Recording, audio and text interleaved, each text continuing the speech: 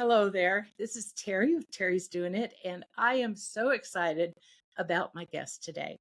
Um, I'm talking with former State Senator Shawn Keough. Uh, I, what do I call you? Senator, Madam Co-Chair, board member? What shall I call you? Shawn. Okay. Well, Shawn, I really appreciate that. I have many memories. I was a head of a state agency, and I have many memories of sitting in the Joint Financial Appropriations Committee before you and your co-chair, Maxine Bell. They were some anxious times. They were fun times, but they were also anxious times. So calling you Shawn does not necessarily come naturally, but I'm going to practice.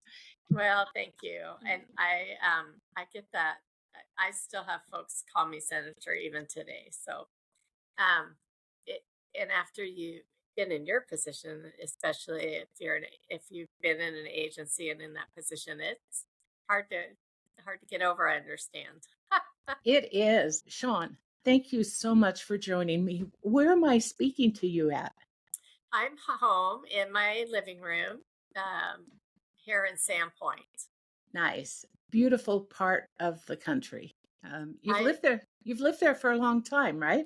I've been blessed to live here since 1979. So I can say now that I've lived most of my life here, but I am not native. Hmm.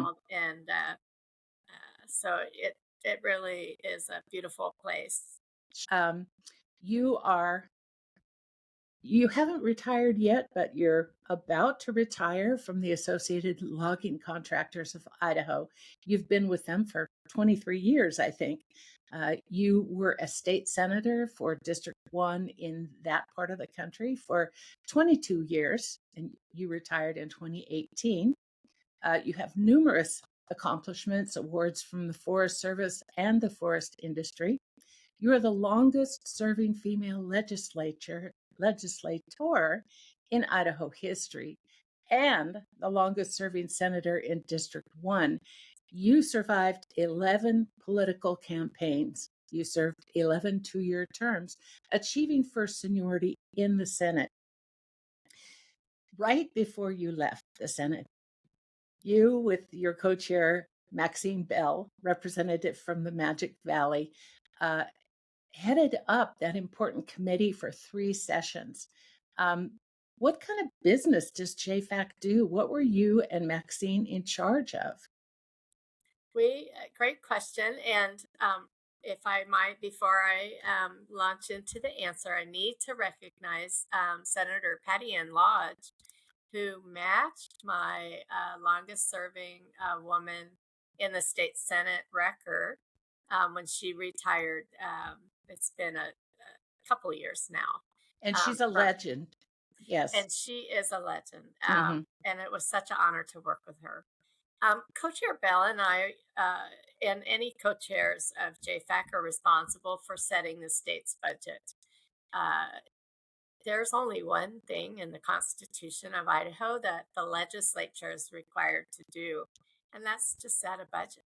And that was what Co-Chair Bell and I endeavored to do with the assistance of our 18 other members of that committee, looking at all the state agencies and their expenditures, what they needed to work with and what they were hoping to work with into the future, and being respectful that there's a level of state government service that's expected from the taxpayer, alongside of expectation from the taxpayers to be frugal and mindful of where their money is coming from and being spent. And that amounted to about $3 billion a year, correct? At that time, I believe that's about the neighborhood. Sure. I think that we'll get to a more in-depth conversation about JFAC and what it was like to manage that committee with your co-chair. But I do want to point out that you focused on JFAC. You turned down an appointment as chairman of the Transportation Committee. You were on the Senate Natural Resources Committee, the Senate Education Committee, Commerce Committee, Health and Welfare, Agriculture. Did I miss anything? There, I think you may have gotten them all, but I didn't serve on all of them, but I did serve on a fair number in that period of time. Well, first, let me say thank you for your service. I think you did an admirable job, and I appreciate you. Let's go back now to how you got to Idaho. You've lived here a long time now, but you've lived different places. Where were you born? Where did you grow up, and how did you end up in Idaho? I my I was born on the East Coast. My family they trace their roots back to the Mayflower, um, and they came over from the British Isles and established homesteads in the East Coast, New Jersey, New York, uh, and those states. And born there, and at the ripe age of 2, uh, moved to Cincinnati, Ohio, with my family. Grew up in Cincinnati and graduated from high school and uh, wanted to move out west to the open skies and the green trees that are green year round, and actually hoped to be a forester when I moved out west. But ended up in Colorado for a ski season. Met several unemployed foresters, and having had to provide for myself, my family broke up in my early teens, and I was out on my own when I was 16. I thought, well, maybe I should rethink my career choice. And I met some folks that were from Sandpoint. At the end of the ski season in Colorado at that time, it was not a year round economy, it was just the winter. The folks from Sandpoint said, well, Sandpoint's got 4 seasons, a year round economy. We're headed that way. You want to ride? So here I am. Do you remember what year that was? That was 1979. It was Okay. the early part of 79. I got here in June of Mm, 79. that's very interesting. My husband and I moved to Spokane, Washington, and spent our first anniversary in Sandpoint in Oh, 1983. well, So our paths might have crossed. they might have crossed. Yeah. So you attended Idaho colleges, correct? I did. And I'm one of those non traditional students. My husband and I, when we got married, I was 28 and he was 35. I did not. So, as I mentioned, out on my own. So I needed to work and save money. I didn't really want to go into debt to go to school. Um, and then uh, met Mike and got married and had a couple of kids. So I had started NIC and Lewis Clark State College, but life had different plans, marriage, kids, a wonderful career in the state Senate, blessed by the voters to serve. I completed my NIC degree. I'm looking at the wall. I think I completed my NIC degree in 2018, and my Lewis Clark State College degree in 2020, and Excellent. got my diploma online because it was COVID. Oh, So I can attest to the wonderful schools, the higher education institutions of Idaho that, especially today, are so focused on meeting students wherever they are, whether it's out of high school or adult learner or somewhere in between. And North Idaho College and Lewis Clark State College were very helpful in my journey. describe for us the people and the places of northernmost Idaho. Why do you love it? I love the natural beauty. Blessed to live near Lake Pend Oreille. Um, the beauty of the area is just outstanding and just truly awesome. I know that word awesome gets used a lot, maybe overused, but it really is breathtakingly beautiful here. Um, and then the people were so friendly and welcoming when I got here in 1979. Um, Really an unknown, just very welcoming, and people say hi on the streets um, and come together as a community to support one another, and that attracted me. I liked. Cincinnati is was a very big town, and I didn't want to be in a city. I didn't want to raise my kids in a city, and Sandpoint just had that small town, caring, oriented vibe to it, and a live and let live vibe. Hmm. Well, I've read somewhere that one of your first jobs was with the Chamber of Commerce, and that's where you really got interested in community service. What was it about that sparked something in you? Um, I did start working with the Chamber of Commerce in 1988, and uh, getting familiar with the business community. And my staff assignment was Governmental Affairs Committee, learning about our system at the local, county, and state levels, and the national levels as well. Um, Knowing the community, uh, what the community needs were in terms of good education system, good roads, those type of things, and then also wanting to. I was my ethic instilled by my family when I was growing up was you can't complain unless you're willing to do something. Excellent. And a chamber of commerce, and at that time in particular, was all about serving its business members, whether that was uh, helping them with different things of how to run a business to advocating for them in local county Boise. And so seeing the issues and knowing that some of those issues impacted my family and our future, is what sparked me to run.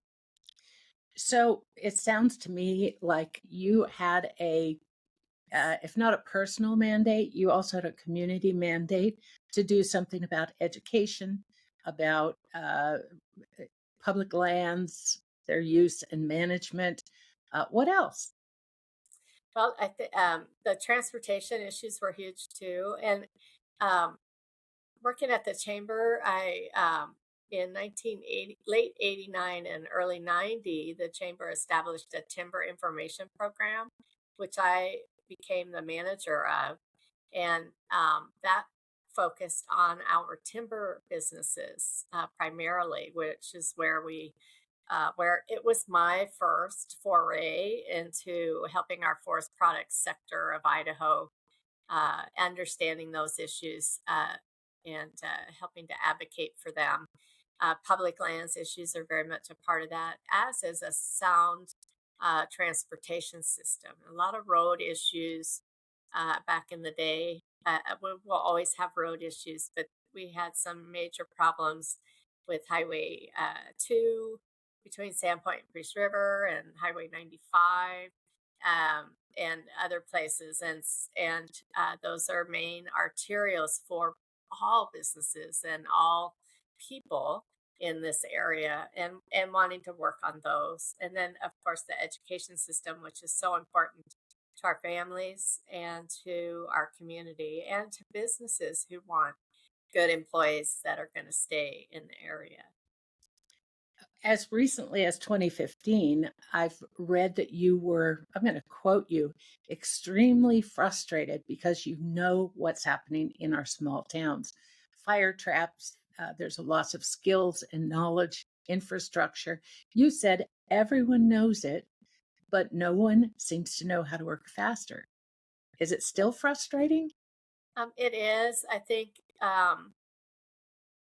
where where our natural landscape is heavily forested and has a history of wildfire, catastrophic Mm, wildfire. When you think about the 1910 10. burns, Mhm. the Sundance fire, which was just north of Sandpoint.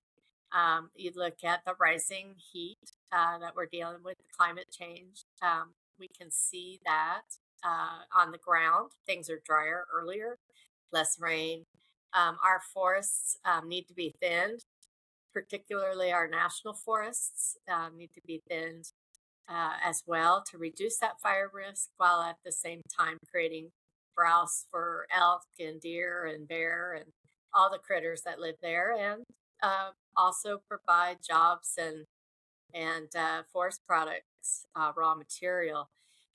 It's worrisome, and I our where we live is right in town, and I worry every summer about fires and knowing that ashes when a fire really gets going, it can move very quickly and throw ahead sparks. And it's not inconceivable to me, knowing the history of the area and looking at the catastrophic wildfires we have, that Sandpoint is really at risk, as are many of our rural towns, particularly where we're built into the forests. That's the beauty of the area, but it's also the challenge in a high fire prone spot.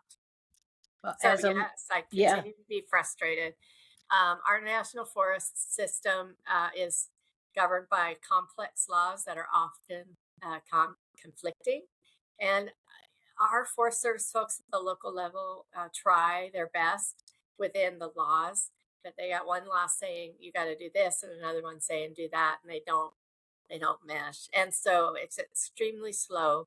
Uh, Congressional action is needed, and we don't get it as fast as the ground needs treatment. And so, yes, I remain frustrated.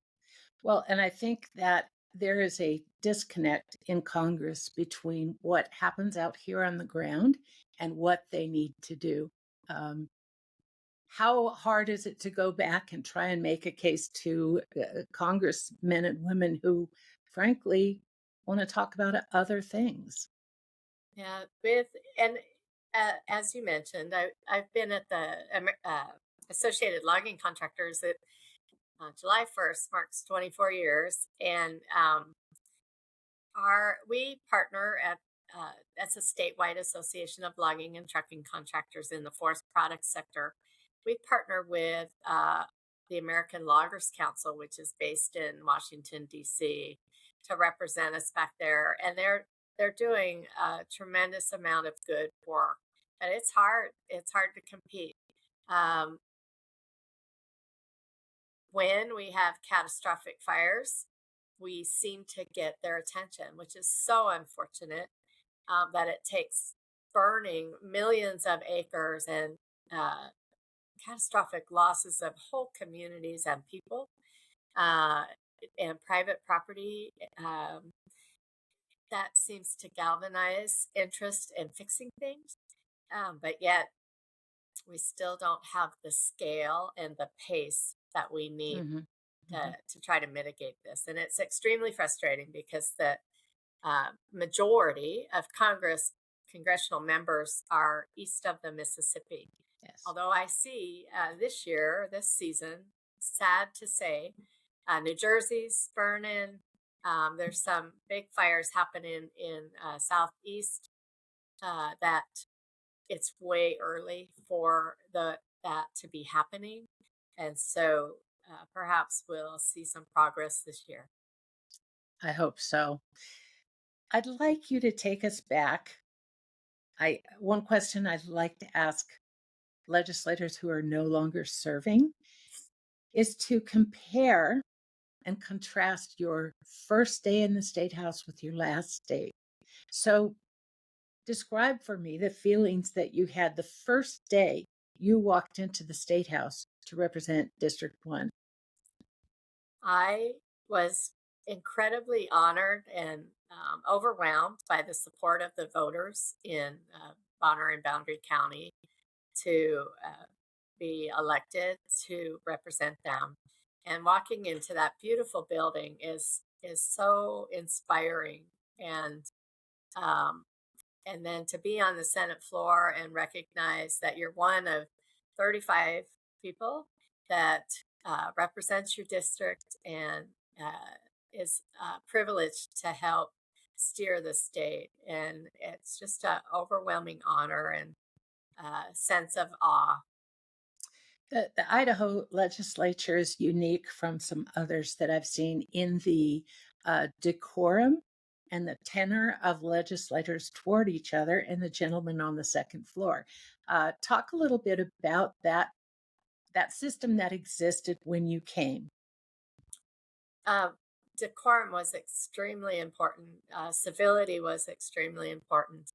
Um, to, and the rules governing the legislative proceedings, the legislature uses Mason's Manual of Rules, which is a tad bit different than Robert's Rules of Order, similar in some regards, but not in others.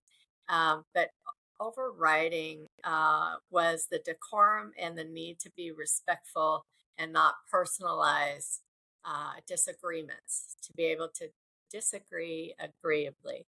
That's not to say that you can't be passionate or argumentative of your points, but not to personalize it against other senators who don't see your viewpoint.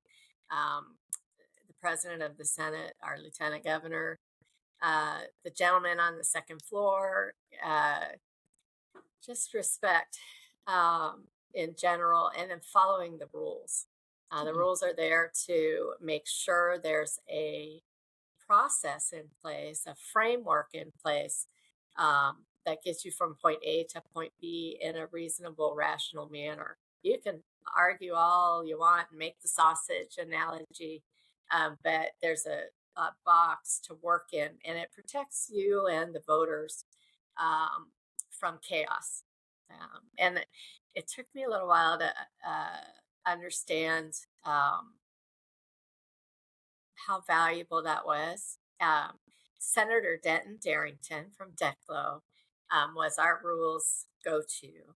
And being the teacher that he was, he often guided us, lectured to us about the rules. And being a young whippersnapper, it was like, who is this? And what is this? I don't need to be lectured about rules.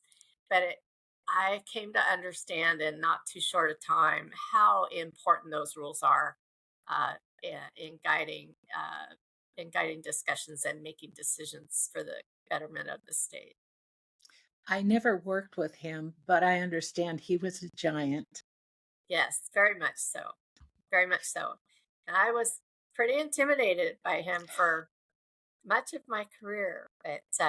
But when he did retire, it was a tremendous loss in my view to the institution, the history of the institution and the process of the institution. So. Describe for our listeners the Idaho system, legislative system. You come to Boise in January. You typically would get out by April. You were citizen legislators. Correct. Our Idaho Constitution today has it's based on a citizens legislature.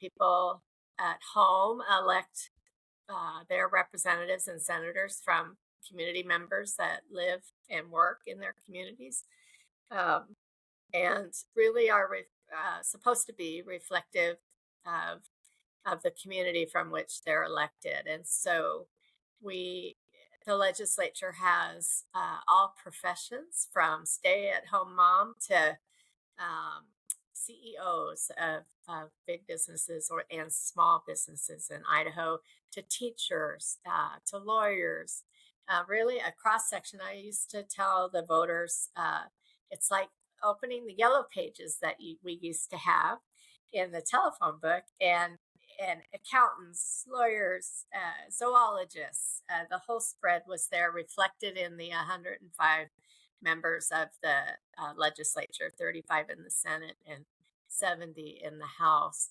And originally the framers of the Constitution, when you read the Constitutional Convention report, Idaho is one of the few, if not the only, that the Constitutional Convention was captured verbatim. And so I still find it to be fascinating reading. They talked at length at that time. They wanted the legislators to only be there for 3 months out of the year, every other year. The Constitution was ultimately changed to be there every year. And the terms were specifically set at 2 years for both the House and the Senate. And the quote, and I have to paraphrase it at this point, that I loved was that 2 year term, that 3 month period of time at the time of the Constitutional Convention debate, your legislator could do good work, or if they were doing bad work, the voters could get them out at the ballot box before they had done too much damage. And as we went into the term limits debate in my time at the state and local levels, it was, the tools are in the voters' hands, Yeah, and as it relates to the state legislature, um, we can still get them out before they do too much damage. we can only hope. Oh, well, I have seen, even since 2011, a shift in the male female dynamic in the state house. Talk a little bit about how it was and how it is now. When I went into the legislature, I I can't remember. There was a point in time when we had three lady senators out of 35 members, and that fluctuated over time. I want to say in my time we got to 7 or 8, and I've not counted right now. We're still, as women, in a minority in the Senate, not so much in the House, although it's still a minority. I mean, there's a greater number of women serving in the House. When I came into office, I was 36. I had 2 young children at home, and the at the time in 1996, and the makeup of the legislature and the Senate in particular at that time, I was not supposed to be there. I was supposed to be at home with my kids, uh, and it took a while to uh, overcome, get past that conversation and talk about the issues and do the work that was needed to do. I think that's much less of an issue today, and I think I would chalk that up to generational changes and societal changes, where I was reading something yesterday that's only been, what, not very long, 75 years since women were allowed to sign for their own credit cards and their own credit. Um, so things have changed, but Mhm. in my view, for the better. But it was an interesting perspective because I was not used to that here in Sandpoint.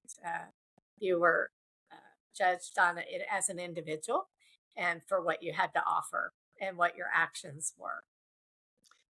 One of my favorite Senator Keough stories, I don't know all the details, but you were chairing some sort of a committee or a public meeting back at home that got unruly. And do Yes, you remember how you stopped that?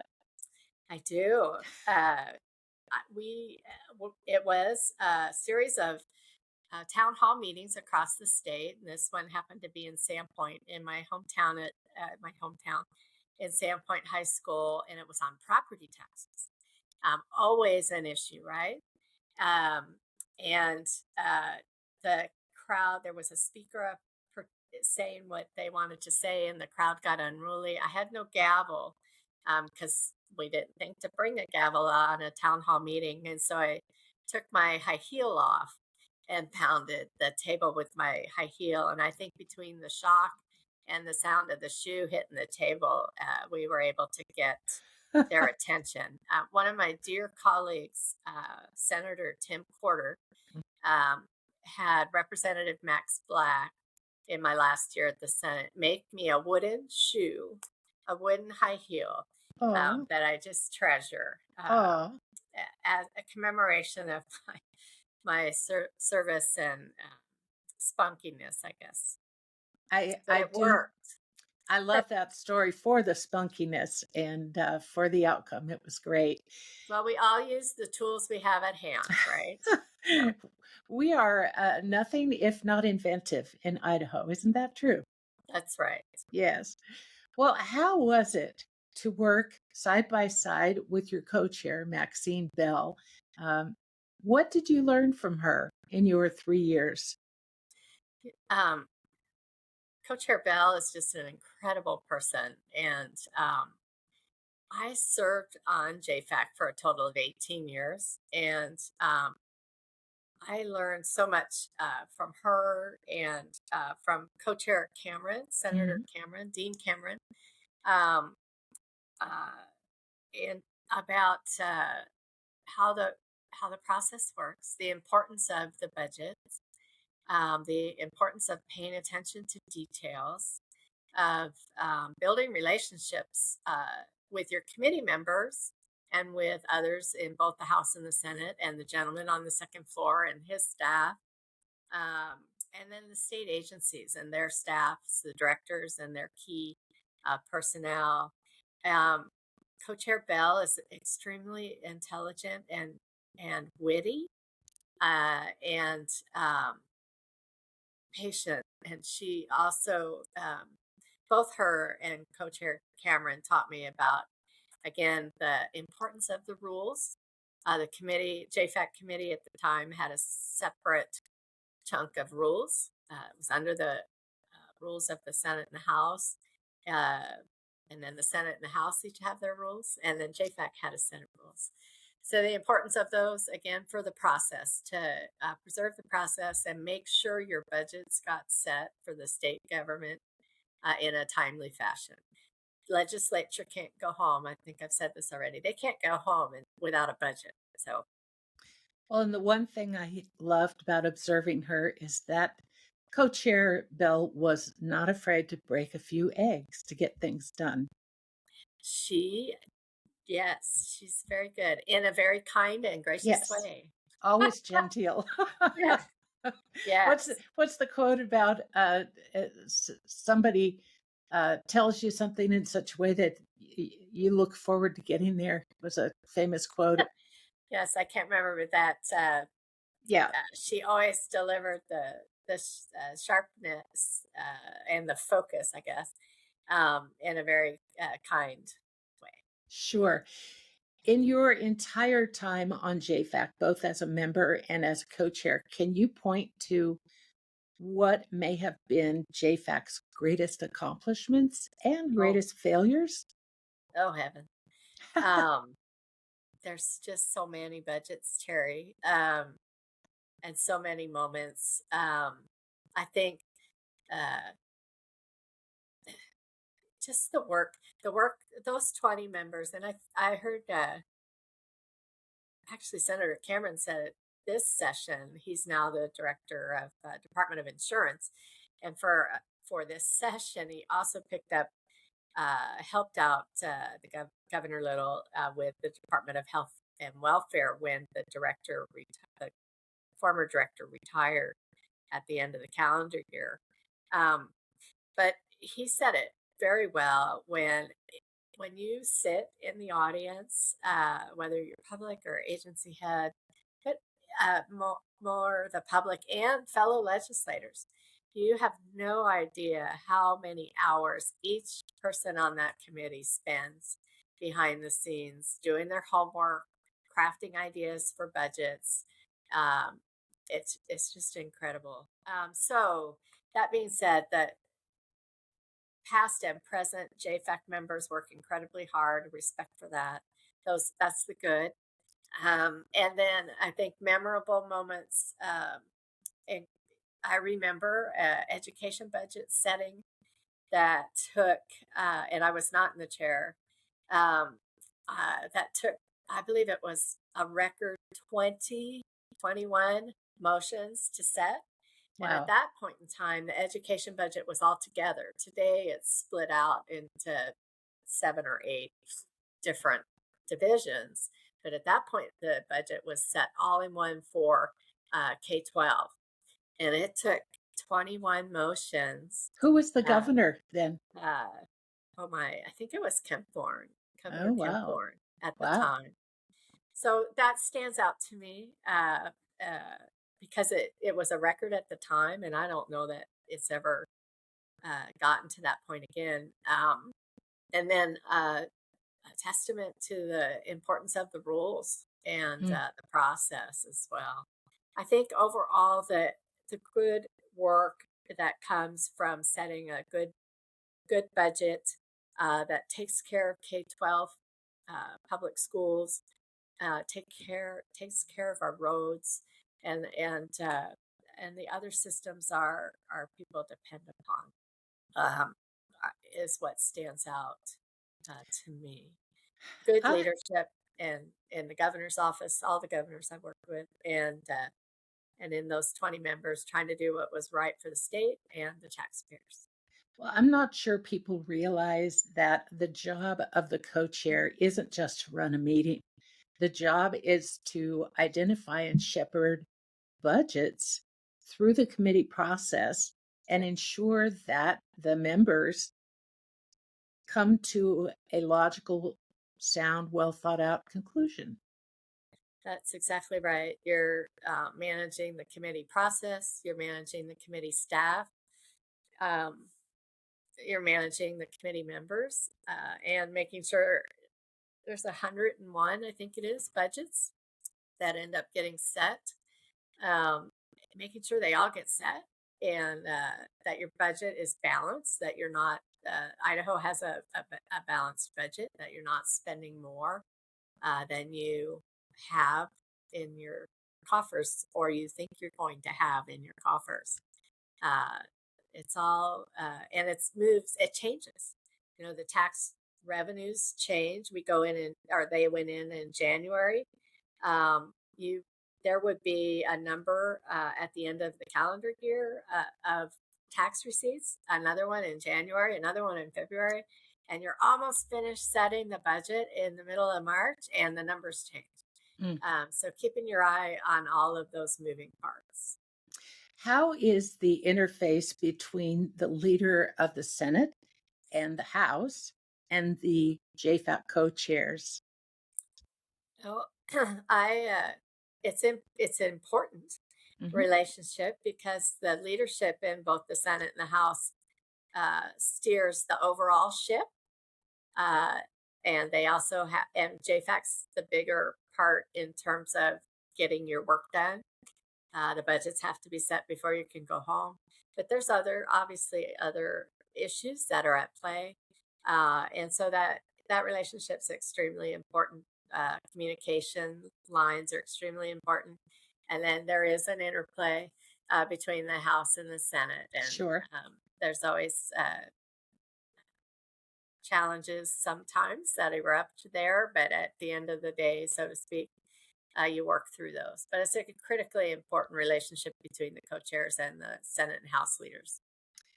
You've developed a relationship both at home and in the state house as, and these are quotes, honest, hardworking, and independent, grounded in fiscal realities more than ideology, pragmatic, constructive, effective, fearless, and a once in a generation leader.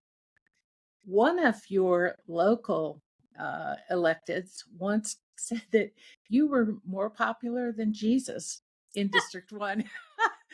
And yet you decided not to run again in 2018. Why?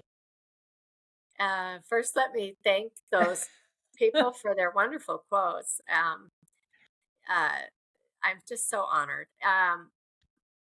I had, it was 2016. I had seen a shift in our community and in my party, the Republican Party, that started in 2008, 2010, and then uh, the 2000 in particular, 2010, 12, and 14 campaigns became increasingly vitriolic and uncivil. And Was that just at home? yes, at home. Okay. And the 2016 campaign, 2014 and 2016, my husband and I, but him more so, became increasingly concerned about my physical safety Mm. and the um, the lack of civility on the campaign trail. A couple of candidates' forums that were not adequately mediated, that were uh, angry yelling matches with nobody stepping in to say, "Hey, that's not what we do." And in my own mind, I thought, you know what, this isn't worth it.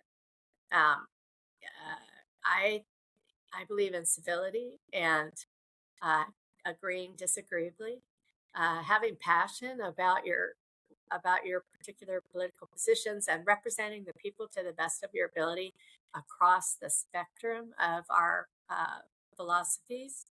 But it's not worth the anguish that comes with people just being violently angry uh, and causing concern for family. So Who's the Idaho Freedom Foundation? uh, they're an organization that popped up on the scene about 2008, 2010, and they're they, they're a very right wing conservative organization, um, funded by money, in my belief, my estimation, my review of IRS tax statements, funded by money from very, very, very conservative organizations and people outside of Idaho and in Idaho to a lesser degree, um, who believe in what I limited government, and some days I think they want no government. Um, and they came on the scene, and they're very nasty in their campaigning. Uh, and I guess I'll stop there.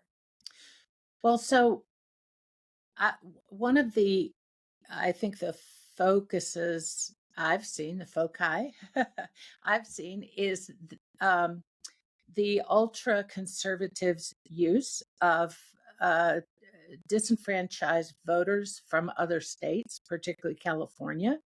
Um, and one of the terms I've heard used about Idaho Freedom Foundation is that they were devious. In fact, Wayne Hoffman, their leader at the time, did a video addressing you for calling them devious. Do you think they still are, or was that a misconception, or where did that come from? They are they're a negative influence on our politics in Idaho. Uh, in my estimation and my experience, they lead with fear. They lead with lies and innuendos, uh, and it's whatever it takes to get to the goal, whatever that goal is. And I say whatever that goal is because in my mind it's like, well, if I follow that line of thought out, I get pretty quickly to anarchy and chaos. Yes. Um, so the ends justify the means, Mm-hmm. and they're not even again, let's disagree agreeably, and Mm-hmm. they do not.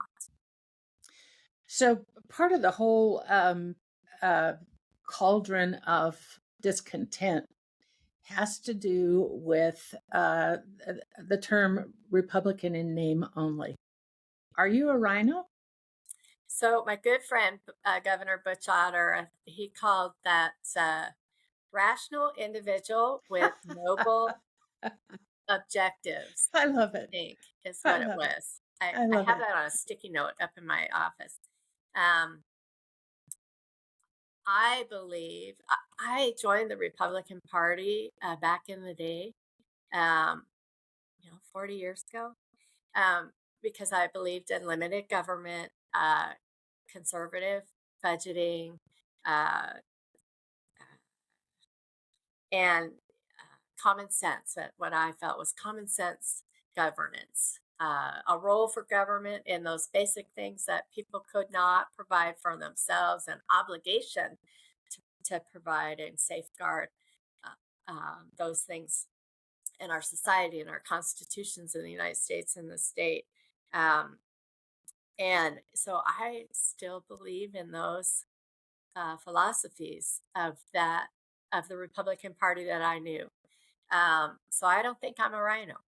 Today, uh, uh, there are, the Wayne Hoffmans and others that will argue just as strongly that I am not. And Mm, so, and I would say uh, the Republican Party platform that came out of the convention here in Coeur d'Alene this spring is not something I can support. mm. I've not read the statewide, or excuse me, the new national party platform yet, but um,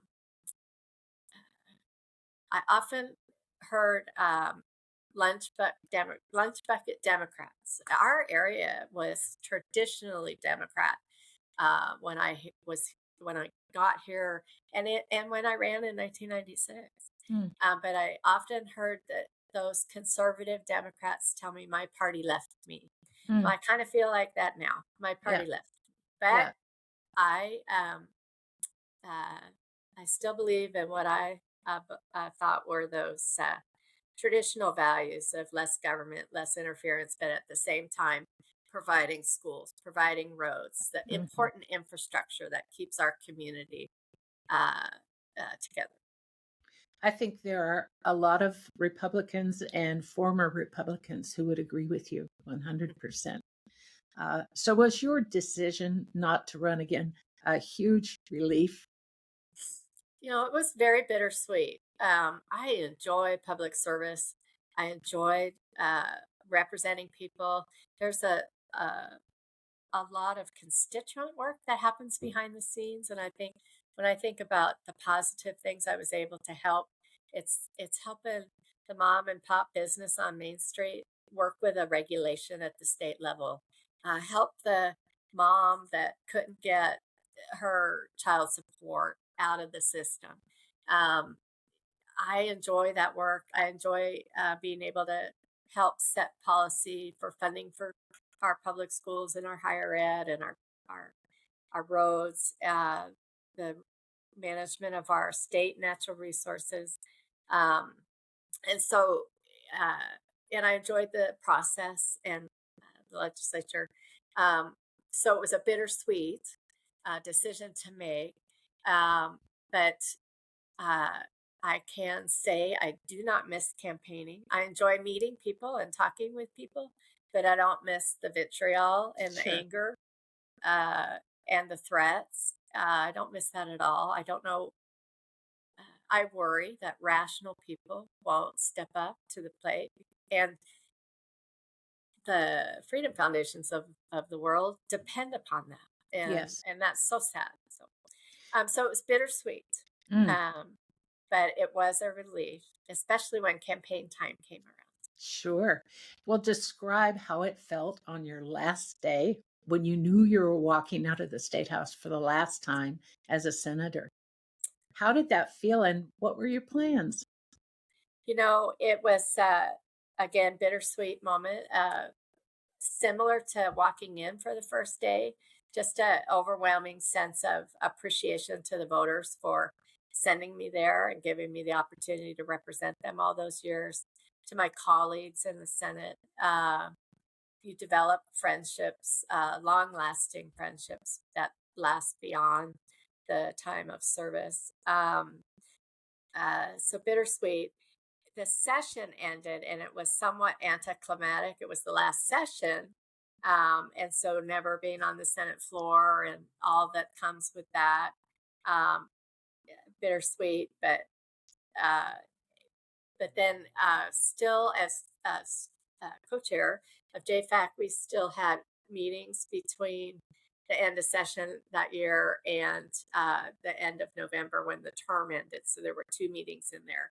So still kind of involved in the process and making sure you're carrying out your responsibilities for the betterment of the process through the end. So it was like, well, this is my last day and all that comes with that. And but knowing that you've got a few more months to make sure that you leave everything just as good as you found it. So, what were your plans? You were just going to go home and have lake experiences, or Well, the citizen legislature, being what it is, most of the legislators then and today have another occupation outside of their Senate or House service.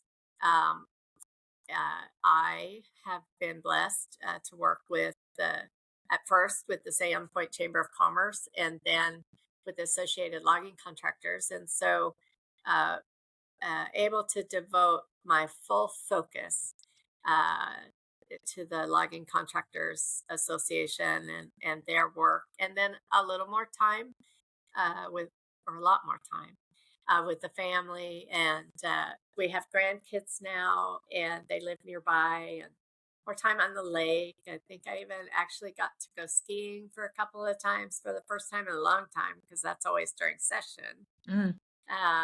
So a little more travel. So, But then you got a call from Governor Little. oh yes, Talk about that. you know, Governor Little, I served with him in the Senate when he first went in, and then as he went through the Senate, the lieutenant governor, and then was elected to the governorship. Um, I really, I consider him a friend, and I respect him very much. He called and asked if I would serve on the State Board of Education. He knew that I have a passion for public education, and so in 2019 he asked me to serve, and it's hard to say no to the governor. I tried, but it didn't work. And then because I have a passion for public education, uh, collectively as a state, and then as a grandma, um, I said yes. And it was one of those things, when you get the call, well, it's only 3 meetings a year. Well, Right. uh, there's so much more to that than that. But the Governor Little in his State of the State address in 2020, he appointed me in the fall of 2019, and so I had to do the Senate confirmation during the Senate of 2020. But in his State of the State address, and I wrote it down, I keep it on a sticky note because it really summarized not only his values and his approach, but what's in my heart as well. And he said, I quote, "I subscribe to the view that it is better to prepare children today than to repair them later." Mm. End quote. And it's like, Hmm. that's it. Hmm. That's it. And he and I share that value. Hmm. And if I can uh, help in furthering that goal, I'm honored to do that. Well, in terms of Idaho student performance and teacher compensation and readiness, what kind of a grade do you give the state of education in Idaho? There's obviously still challenges. There was a report this week on how we're doing on reading scores and the proficiencies, and uh, obviously COVID put a big dent in that. But we're gaining in places, but we need to gain more. But Governor Little, in my estimation, my belief, and the State Board of Education have worked really hard to meet those readiness for school, K-12, and reading by grade level at third grade, providing resources, and the legislature has been very helpful uh, in that regard. prior to when I left and ongoing. They've increased teacher with Governor Little's leadership and their support and leadership, supported increased funding for the system as a whole, specific funding pieces for reading uh, uh, and math and teacher pay. This year, they put quite a bit of money for the first time ever in facilities, Mm, and I just am overjoyed by that. I think that that's great start. And so, uh, the, Debbie Critchfield, Superintendent Critchfield's work on career ready students for more career training in the high schools, Governor Little's launch program that will be a huge game changer for those students that want to go on, whether it's trades training or those first 2 years of college. Um, I would say that while we still have challenges ahead, we're doing B. That's, mm, above hmm average, right? hmm Yeah, We're making gains. I saw Superintendent Critchfield came in and things started to happen. The issue of property taxes, the monies that are appropriated for the school operations for infrastructure, et cetera. I realize that you can't just throw money at everything, but there seems to be a need to take a look at the types of things that are being funded through school bonds and property taxes. Do you have an opinion on that? Does the legislature um, appropriate sufficient funds for the needs of children, all the needs of children in their education? Or is there still work to do? In my personal opinion, there's still work to do. I think it's important, as you know, the property taxes that go to schools aren't appropriated by the legislature. The legislature approves, appropriates general fund monies, which Mm, is a mixture of state sales tax and income taxes and correct. some other miscellaneous. The property taxes are spent locally. And what's on the local property taxes at this point in time after the change, uh, uh, was it 2006 or so, is the supplemental levies and the bonds supplemental levies and bonds that the voters decide on.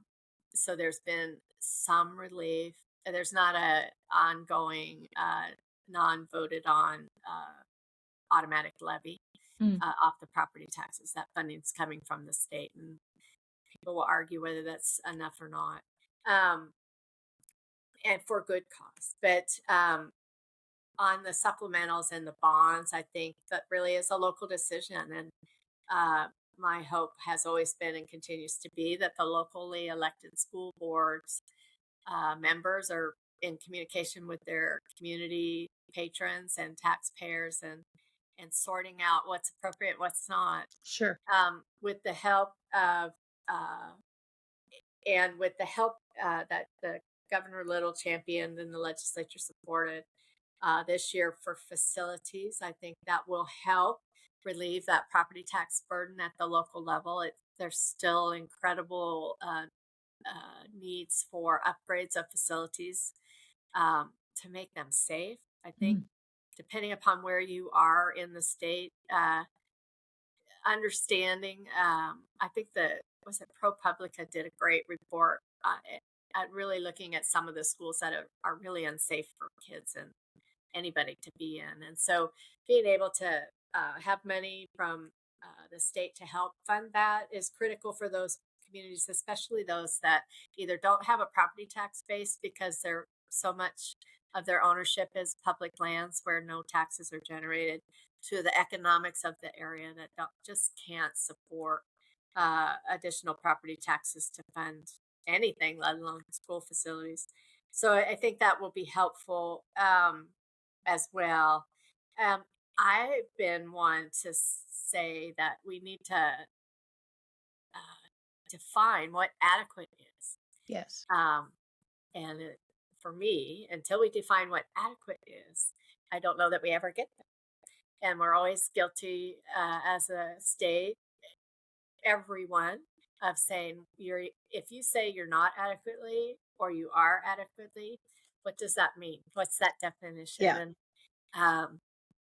I would like to get to an answer to that, but I don't know if that's going to happen in my lifetime. But so that was not an answer to your question, but more of a description of the challenges that are still there for the property taxpayer and for the system as a whole. Well, so knowing what you know about the system and the legislative system, do you ever miss being at that legislative decision-making table? Oh, definitely. I miss having a vote and a voice. Definitely. But at the same time, it's their turn. Mm. The voters have the opportunity to make the choice of who's going to be at that table. But I wish them well, and I appreciate their service. And hope the voters do their homework and participate. Mm. That's so key. Yes, absolutely. I've heard District 1 called the North Star for politics in Idaho and elsewhere. What was it like when you started out, and what is it like? Contrast it with how it is now. Or do you agree? Maybe you don't think it's a North Star. Well, and I guess I would need the context of the quote because I have not seen that. But I think the context was as a harbinger for what happens in District 1 happens elsewhere eventually. Yeah. I think, 1996, we were part of that Republican tide shifting in areas of the state that had been Democratic strongholds for years and years. My election, the election of Senator Jack Riggs, who won his election for the seat that was formerly Senator Mary Lou Reed's, I believe it was. And the Newt Gingrich contract with America 96 was right after 94. And so we started that shift, which was, I guess, a North Star, so to speak, because there were still Democrat seats in District 1. There was one, maybe two, one, no one. And then still Democrat seats in Kootenai County and the Shoshone and Benewah, Latah, Nez Perce, and scatterings in the Panhandle. And that's not the case necessarily today. So there's a shift there. And then District 1's seats started shifting even farther right. And then we'll see what happens next. The most expensive, I believe it was the most expensive primary race. $272,000 between the two candidates. It was in District 1's Senate seat. Yep. Between Senator Scott Herndon and former Senator Jim Woodward. And former Senator Woodward prevailed in that primary race, and it was extremely expensive for both those campaigns and the outside money that came in as well. So what does that mean? Does that mean that the legislative district is shifting back towards less far right, whatever that means? I don't know the answer. I think time will tell. Well, there's been a decided tug of war, both in District 1 politics, in the Senate, not really in the House. Nothing's changed there, correct? But in the Senate and on the local school board, it appears at present that those who would be Governor Otter's definition of rhinos have prevailed. And they're sending Senator Woodward back to Boise if he gets past the general, which it's highly likely that he will. But Senator Herndon is still gunning for his seat back. So, yeah, you say it remains to be seen what the outcome will be, but are you hopeful? So, for me personally, and I speak just for myself, I think Senator Woodward does a great job, did a great job. Is reflective of my values in terms of being a conservative Republican that still believes in responsible government. Um, and that gives me hope. Um, uh, so I guess time will tell, but it's up to the Sure, voters. And sure. we had in the Republican primary a higher turnout of Republicans voting than they did across the state. I believe the figure was 47% voted in the primary, but still, which is good. That's good. But still, I, when people ask me about the state of things, ask, did you vote? Mm, Um, and if you didn't, I don't want to talk about it yeah. because if I add up the numbers of people that don't vote, uh, whether it's in the primary or the general, it's abysmally low. When Mm, I look at the legislative races in southwestern Idaho and the percentages where a good leader, Senator Chuck Winder, was defeated, yes. um, Yes. and others, it was down in the, if I'm right in recalling, it was under 20% Mm, turnout of Republican voters, people registered as Republicans. And it's like, and that was the race. There mhm. isn't really a general to speak of. Yeah. No offense if there's people running, but it's on us as citizens of this great state and our country to participate.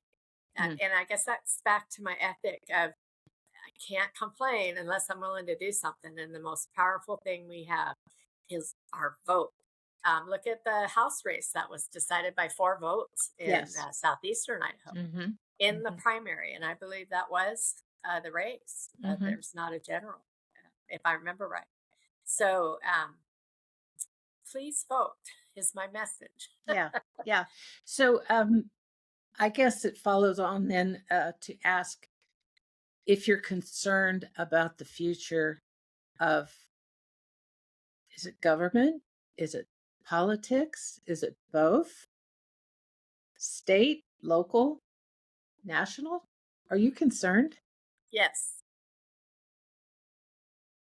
Why? I am concerned at the continued lack of civility, the continued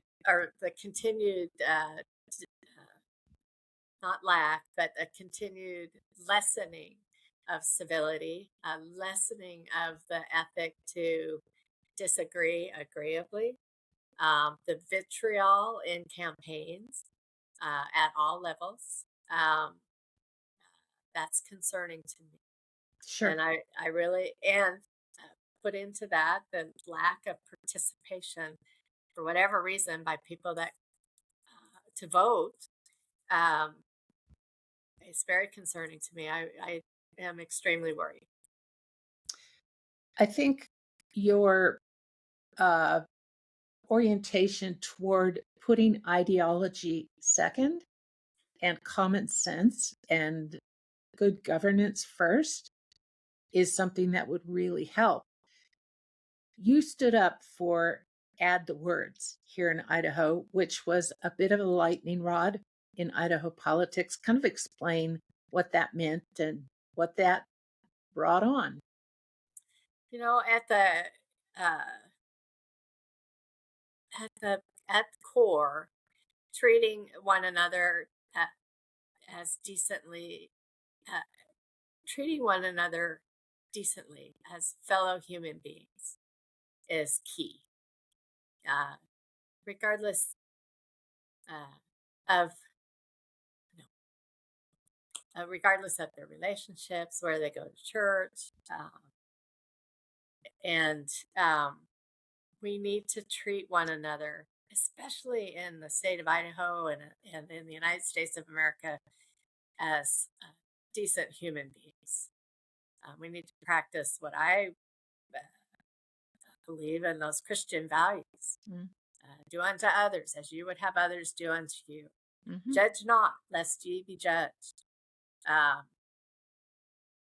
And I just think that we need to do that. So, of So course, there's a lot of people that disagree. So, sure, and or they agree with those foundational principles, but see life a little differently, I guess. in concept, but not in application always, Correct. unfortunately. Yeah. Well, so if you got a telephone call from the leader of the Idaho Republican Party asking for advice, what advice what advice would you give? First of all, that's not likely to happen. And secondly, I would say, please listen to all Republicans. Hmm. Yeah. And make it as not easy to vote as possible. Make it because you got to balance uh, some things, right? But don't make it harder to vote, correct? Definitely. Voting's a precious right. Idaho, all of the Secretary of States that I've served with, Pete Santarusa, Ben Usursa, uh, Lawrence Denny, and Phil McGrain now, our system of voting is just incredibly strong uh, and sound. And limiting access doesn't make sense. If we really value what our fellow citizens and Idaho residents have to say, the ballot box is sacred, and it needs to be access to it needs to be preserved. Mm-hmm. Well, we're about at the end of our time together. Tell me what's next. Did you take a vacation in June? We did. My husband is a baseball aficionado, and that's not a strong enough word. Um, the Keough family is blessed. We had Mike has two uncles and a cousin that played pro baseball, and then the Keough family. When I first went to one of the first reunions after we were married, it's like all sports, and it's anything with the ball, and never sit still unless they're playing cards. And then those are pretty lively card games. But so baseball is our passion, Mike's passion, and mine by osmosis. I can't tell you the stats, but one of Mike's bucket list items is to visit the old baseball stadiums. And so we went to Boston and visited Fenway Oh, Park. fun. And so it was great. We'd not been to Boston, and so we took in the history, which is we're both history nuts, I guess. And so just a great time, great baseball, and hopefully this fall we'll get to go to Wrigley Field. Oh, So nice. Nice. yeah, Well, I also saw a post on Facebook that referred to lake life. What is lake life? so we are again blessed to live on Lake Ponderay, and also blessed to have a boat. And there's nothing quite like, in my estimation, quite like spending the day on the lake here. It's Mm, just incredibly beautiful and peaceful. awesome. I hope you get lots of lake hours this summer. Thank you. Is there anything that you thought I might ask, you wish I had asked that I didn't, that you want to address now? Well, thank you, Teri. You were incredibly thorough Oh, in your research. You even came up with some things that were new to me. So I just so much appreciate you. I've always enjoyed working with you and getting to know you, and appreciate this opportunity to visit with you. So thank you. I've appreciated you. You have modeled for me and many women what it is to be in a very tough occupation and field and to prosper. And you've been an inspiration. As somebody who's passionately pursued your passion for public service, for community service, the purpose of Teri's doing it is to encourage and inspire others who, for whatever reason, may not have followed theirs yet. Talk to that person and encourage them, if you would. I thank you for that opportunity. And I would say, know your heart, know that being involved is critically important, and working hard towards those goals is important. And as you say, do it. Yes. Uh, do it. And if for some reason your circumstances uh, are difficult and challenging, never give up on those goals and help others in small ways to achieve theirs. Be kind to Mm, one another and vote. yes. Those are all great recommendations, good advice. I think that if Webster's dictionary has a picture next to the word carpe diem, it's yours. Oh, And I so see you exemplifying that principle that you make the most of the time that you have. Thanks for a memorable and inspiring conversation, Shawn. This has been a great time. thank you, Teri. Take care. Thank you. We've been talking with Shawn Keough, one of my favorite fearless, once in a generation leaders whose passion and commitment to our community and public service encourage us to do likewise for things that matter. This is Teri Murison at https terisdoingit.com. Until next time, please don't just think about it. Carpe diem. Seize the day. Bye bye.